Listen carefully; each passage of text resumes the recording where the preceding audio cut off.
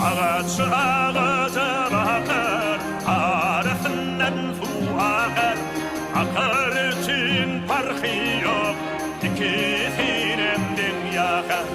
İkisinden öter, başın sıvap yel öter. Taşta vurur kuanır, ötüşlerine yeter.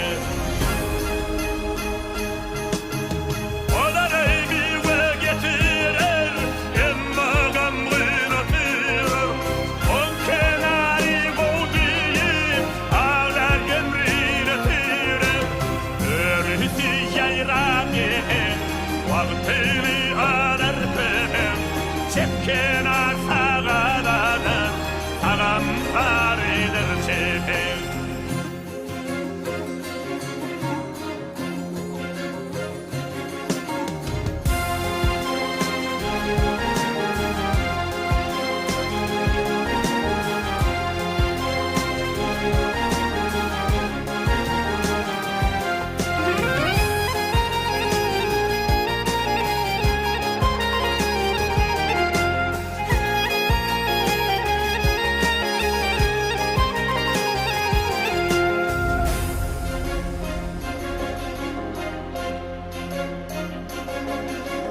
Ağaç ağaca bakar, arasından su akar.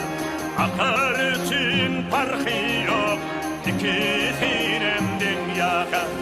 İkisinden öter, başın sıvap yel öter. Taşta vurur kuanır, ötüşlerine yeter.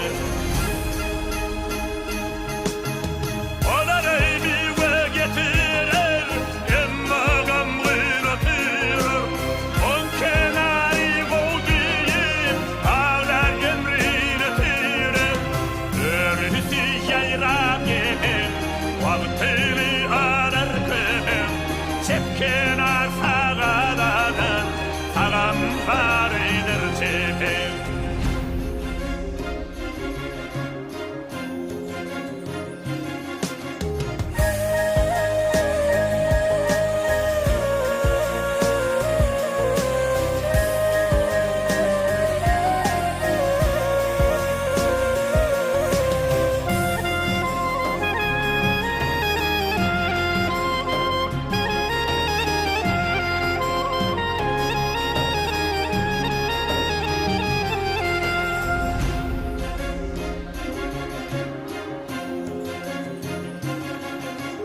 Akar akar da gider, varıp ötesine yeter.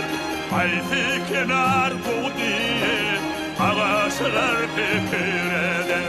Kum kenarı bu diye, ağlar ömrünü türe. Ağlar ömrünü türe, ağlar ömrünü türe.